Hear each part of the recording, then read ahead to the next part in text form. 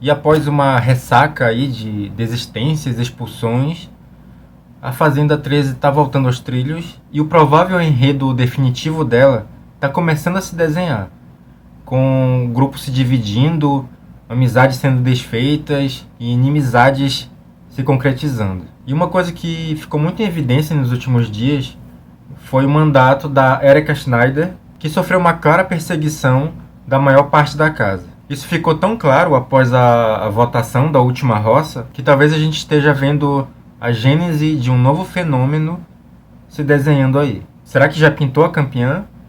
E o Biel Araújo, será que a volta dele foi boa para o jogo?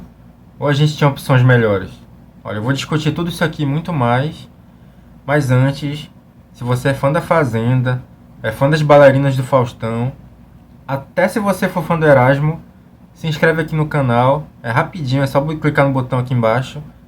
Que eu tô sempre falando de A Fazenda aqui e de muito mais. Vamos lá.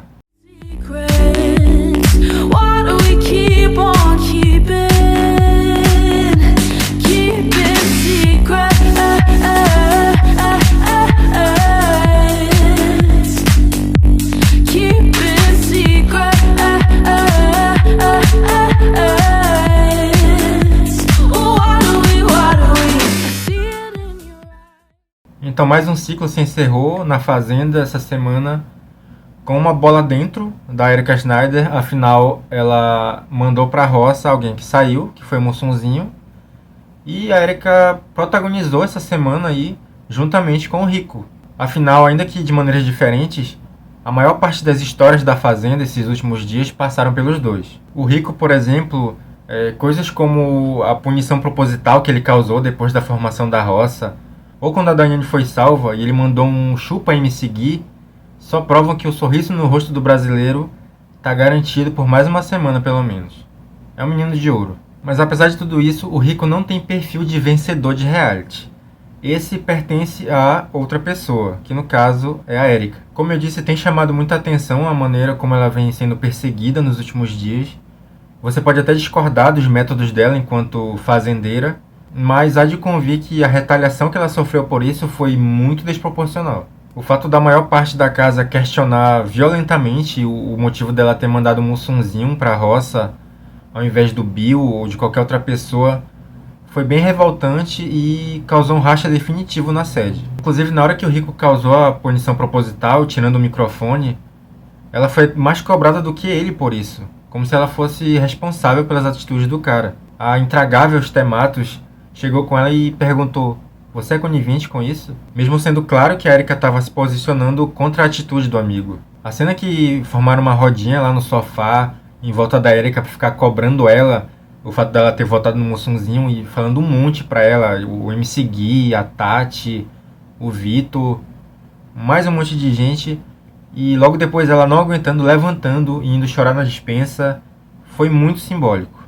Eu acredito que situações como essa, e como o fato dela ter, após a eliminação do Mussunzinho, ter ficado sentada sozinha na sala, sendo rejeitada por todo mundo, eu acho que esse tipo de cena pavimenta o caminho dela para ser a nova favorita. A gente viu algumas cenas bastante similares no BBB 21, tanto com o Lucas Penteado, naquele jogo da discórdia do cancelado e do cancelador, e com a Juliette, naquele dia que todo mundo ficou afrontando ela, e a Lumena até atravessou o jardim apontando o dedo para ela. É um dos maiores clichês do reality show. Se uma grande maioria se junta contra uma pessoa só, ou contra um grupo menor, o público automaticamente vai segurar a mão desses últimos. Só que é uma coisa que os participantes com QI de uma cenoura parece que não entendem nunca. Mesmo a gente já estando há 20 anos de reality show no Brasil. Nem o Bill, que viveu aquilo lá no BBB, ele estava lá ainda quando aconteceu, até ele tá do outro lado aqui. É um caso clássico e eu citei só 2 exemplos, mas a gente tem muitos aí ao longo da história de reality show no Brasil. Inclusive nessa mesma edição, a gente pode incluir o Nego do Borel nessa matemática, porque todo mundo se votou contra ele lá na casa e o resultado a gente viu, ele foi salvo da roça com quase metade dos votos, mesmo com o histórico dele. E ainda assim, a turma lá não aprendeu nada e não esqueceu nada. Resta a Erika perceber o roteiro que ela foi inserida, o que não é lá muito difícil, e se agarrar a ele com todas as forças, que o prêmio vai estar na mão dela. Claro que a caminhada ainda é longa e muita coisa pode rolar, então ela vai ter que fazer um trabalho aí a longo prazo, o que por sua vez a gente sabe que não é fácil. O que não é lá muito fácil também é a nossa situação enquanto público, já que a gente teve que aguentar mais uma vez não, pela primeira vez, uma volta do Arcrebiano. Ele resistiu à sua primeira berlinda e o rapaz que já tinha o ego lá no alto, agora está se sentindo o ancião dos realities, o professor de Deus, como diziam nossos amigos lá no BBB 17. Não que o Mussunzinho não tenha sido uma boa segunda eliminação, pelo contrário, dentre os três ali, ele ainda foi a melhor opção para sair na segunda semana.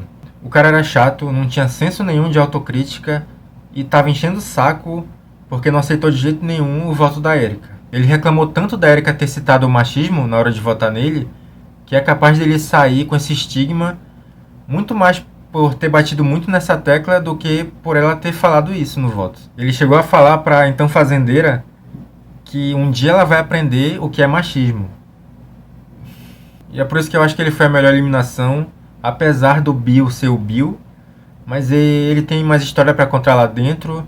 Ele tem a treta dele com o Rico que acusou o Bill de achar que é a Juliette da Record.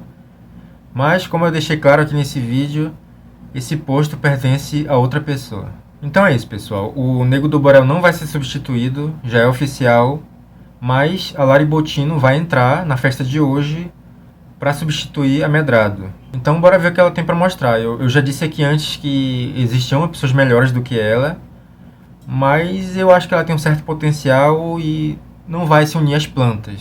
Enfim, deixe sua opinião aqui embaixo. O que você acha da Lari Bottino, da Erika, do Bill? E é isso aí, a gente se vê no próximo vídeo. Um abraço.